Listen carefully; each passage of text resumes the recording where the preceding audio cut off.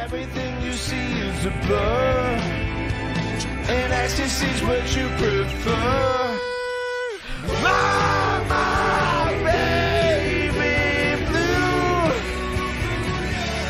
I'm talking about you, mama, baby blue.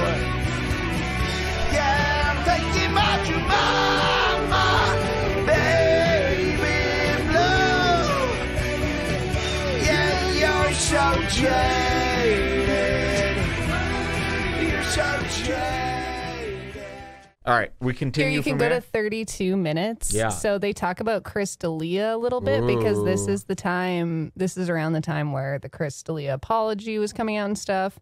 And Jenko says all the stuff about how he feels bad for him, blah, blah, blah, and we should give him a second chance. Speaking of this, then Mike relates it back to himself. Oh, really? So do they talk about Chris at all? Our boy Chrissy? Do you want to hear that part? Because if so, you can No, start that's okay. That's okay. They're pretty much, and they're doing like what Ethan You can Klein's imagine what they would say. Well, they're doing a Yes, thing I where they're wanted to like, talk about the Ethan hey, if thing. it's true and he did that, then that's not cool at all. But I'm also not going to focus on it. He's pretty cool if he didn't do that, and I need him. Basically, the Ethan Klein dance. You know, Ethan Klein's going after James Charles every day, but your buddy Chris D'Elia, who's been on your show twice, has done far worse. Shouldn't you be going after Chris D'Elia day in and day out? Or at least do both? If James Charles should be locked up behind bars for messaging Alberto Alvarez once, well, then Chris D'Elia should be at that jail down in what is that place called? San Francisco. They got a beautiful jail out there. Oh, I've heard that. Alcatraz. Trust. All right, here we go. 30 minutes in. Listen to this. What sounded like it's sex. So like beyond. So like beyond. Did he say those? Yes. Because the reason I'm asking is because his experience. I was slightly shocked by it because his experience is not abnormal for Hollywood whatsoever. There's a lot of people in this city and other cities around the world. It may not be abnormal, but it doesn't make it right. No. I'm not. But I don't think it makes it wrong either. Yes, the it way. does. Hold on. Yes, it does. Slow down. Let me fucking walk into this. Whoa.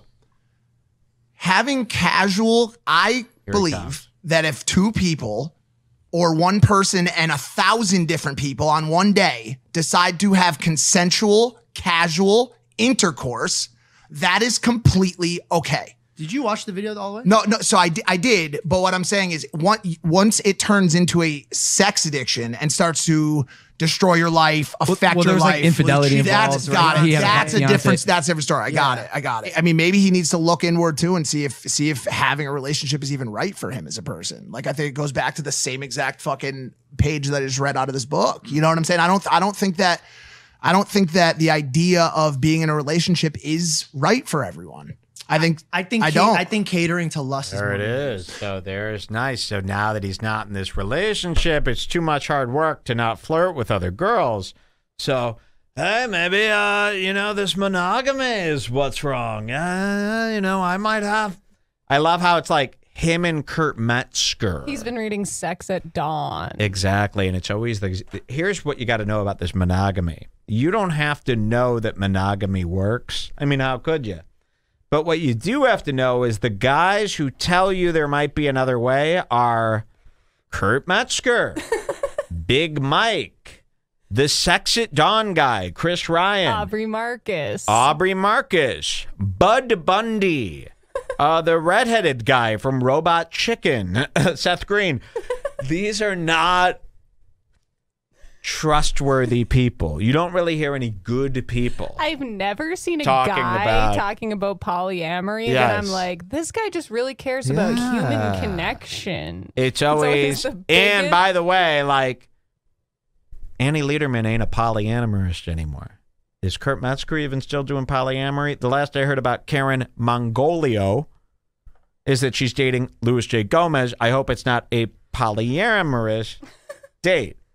She was in a polyamorous relationship with Kurt Metzger once. They fed off. And it's like, you're in your late 30s. You must feed off the dark, gloomy human beings left on a 3 a.m. bar stool. Thomas Middleditch. How could we forget? Thomas Middleditch, of course. We were watching the show Solar Opposites, which Thomas he's in. Middleditch. Oh, my God. We got to play the clip.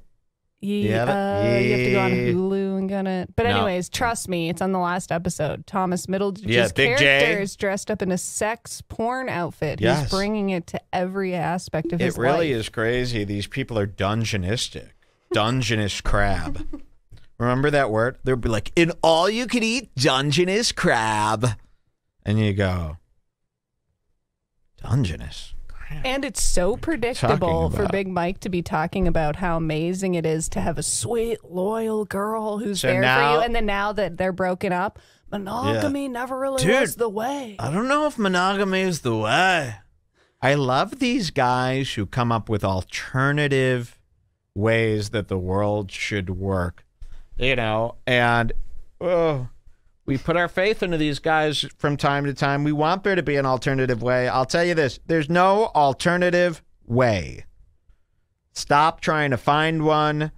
And who are you that you're so special that you need an alternative? You can't just do what the last man before you did and get the fuck out of here and shut the fuck up. Keep your head down. That's why it's like these people who need to optimize every moment of life, or these people who need to be billionaires. Why are you valued at such a high number?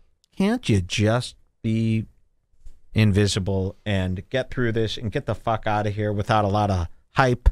Well, luckily we have Janko to stick up for trad Christian values. Yeah, I am a believer in these trad Christian values where it's don't cause a scene. You don't need to be doing stuff every moment of the fucking day. Get a wife and chill grow out. up. Get a wife. Grow up. Not everything is about you getting off. Listen to this. I'm not talking about danger. I'm talking about effectiveness. I'm not talking about danger. Life. No. I understand that. But what I'm saying is some people give more energy as a result of being in a relationship that could be put elsewhere. I'm not justifying crazed sex addiction by any means. But what I'm saying is some people are just better off putting all of their energy into the things that make them happy. Cheers, bro. And a relationship does take a lot of care. It takes a lot of watering, a lot of nurturing. And there are a lot of people on this planet that just simply want to build businesses, help people, build this, build that, make whatever. And so I think as we continue to move into the future, you're going to start seeing these relationships that are either value-based, casual sex-based. Americans love the businessman. I was thinking about it the other day. Like, we really congratulate people for going, you know what? I like business. You're like, oh, wow, this guy's really got his head on straight. He's really a quality human being. What a smart guy. He wants to just collect a lot of money. Oh, wow, this guy is really something else.